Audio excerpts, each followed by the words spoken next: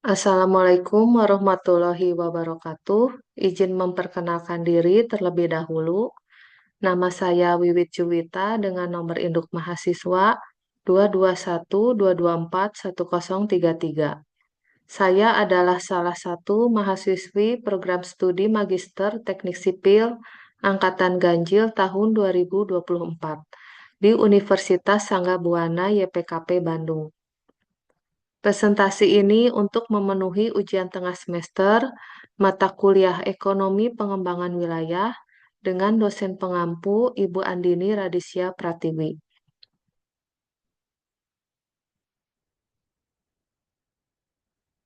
Pada kesempatan presentasi kali ini, saya akan menyelesaikan dua instruksi tugas UTS.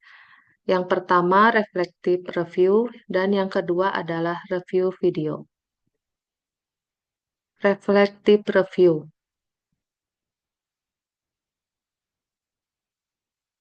mencakup pengetahuan yang saya dapatkan dari semua topik yang telah dibahas sebelum UTS, yaitu topik yang pertama, pengantar ekonomi pengembangan wilayah, topik kedua, teori lokasi, topik ketiga, alat analisis ekonomi wilayah, topik keempat, teori basis ekonomi,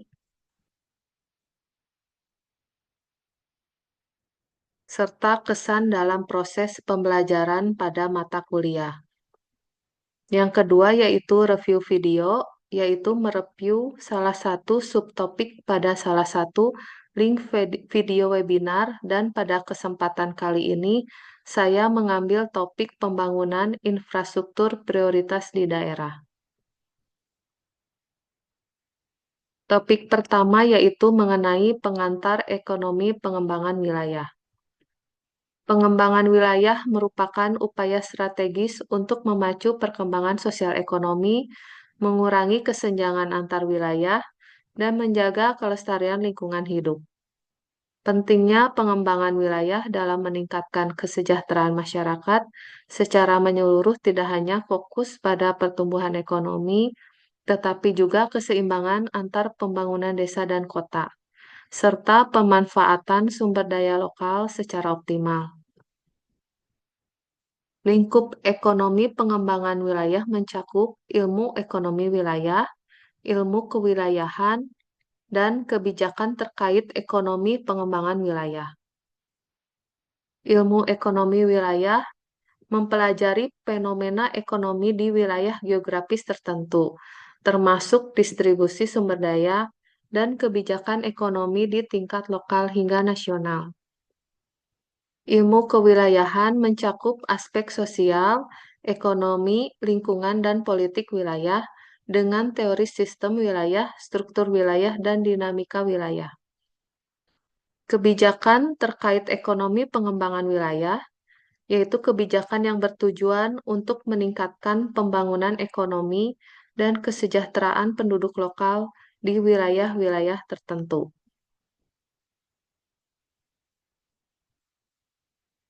Topik kedua mengenai teori lokasi. Teori lokasi dalam ekonomi wilayah membahas faktor-faktor yang mempengaruhi pemilihan lokasi kegiatan ekonomi seperti aksesibilitas, biaya transportasi, dan ketersediaan sumber daya. Teori lokasi ini sangat penting untuk memahami bagaimana aktivitas ekonomi terdistribusi dalam ruang dan bagaimana pola tersebut dapat dimanfaatkan untuk pengembangan wilayah. Berikut adalah beberapa teori yang terkait dengan pemilihan lokasi. Teori klasik. Teori ini menyatakan bahwa pemilihan lokasi suatu kegiatan ekonomi dipengaruhi oleh faktor-faktor seperti jarak ke pasar, biaya transportasi, ketersediaan sumber daya, dan biaya produksi. Teori aglomerasi, yaitu kegiatan ekonomi cenderung terkonsentrasi di suatu lokasi tertentu karena adanya keuntungan aglomerasi. Teori klaster, kegiatan ekonomi yang terkait dapat terkonsentrasi di suatu lokasi tertentu dan membentuk klaster industri. Teori urbanisasi, yaitu kegiatan ekonomi cenderung terkonsentrasi di kota-kota besar karena adanya keuntungan urbanisasi. Topik ketiga mengenai alat analisis dalam ekonomi wilayah. Alat analisis dalam ekonomi wilayah sangat penting untuk memahami dinamika ekonomi dan membuat keputusan yang tepat.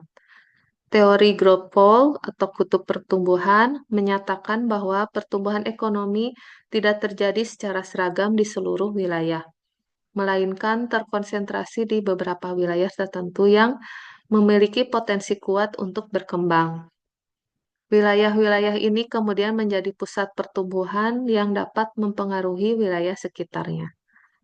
Teori dan konsep terkait mencakup autokorelasi spasial, location question, dan shift share.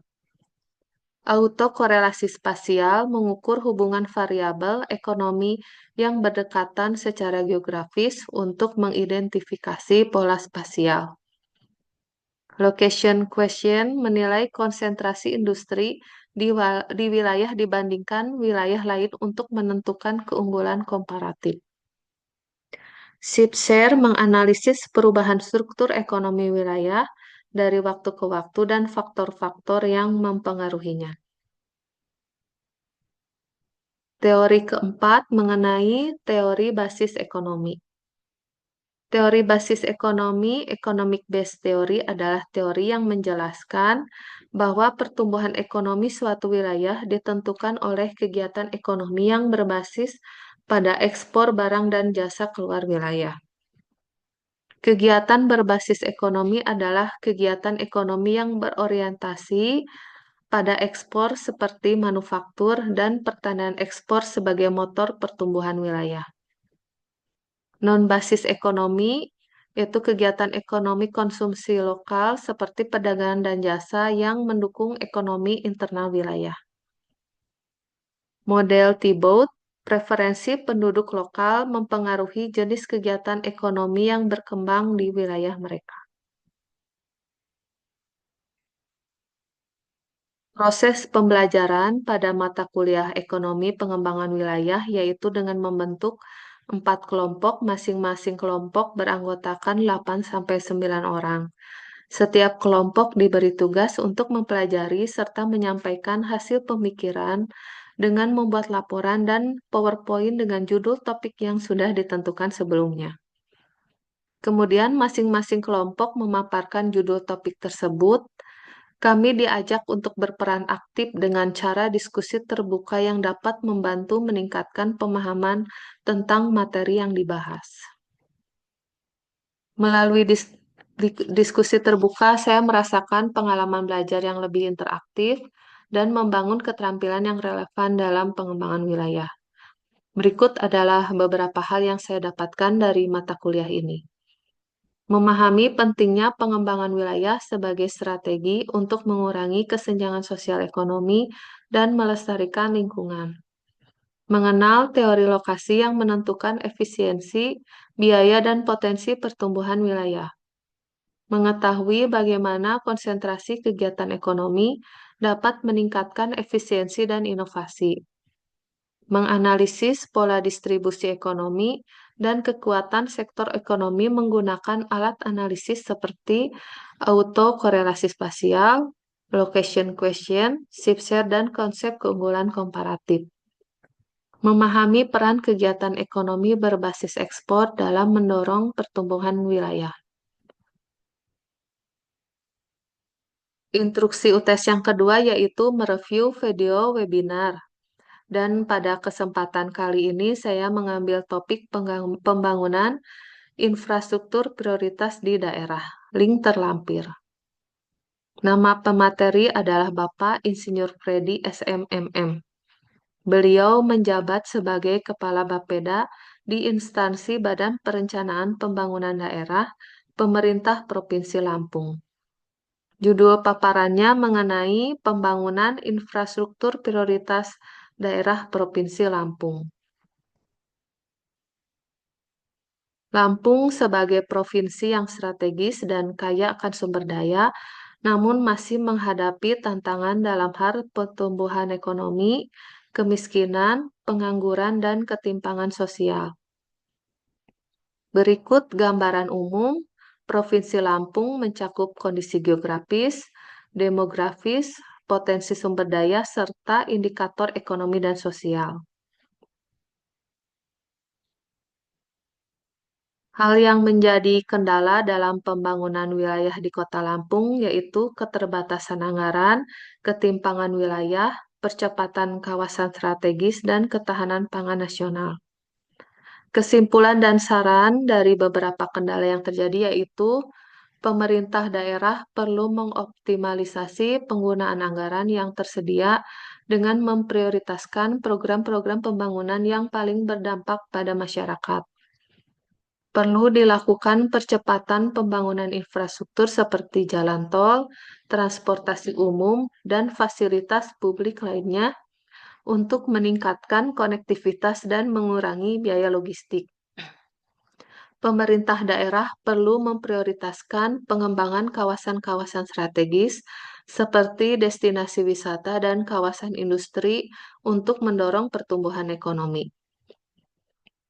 Sektor pertanian, peternakan, dan perikanan di Provinsi Lampung dapat berkontribusi pada ketahanan pangan nasional dengan memproduksi bahan pangan yang cukup untuk memenuhi kebutuhan masyarakat. Sekian paparan dari saya. Semoga informasi yang saya sampaikan dapat bermanfaat bagi kita semua. Terima kasih. Wassalamualaikum warahmatullahi wabarakatuh.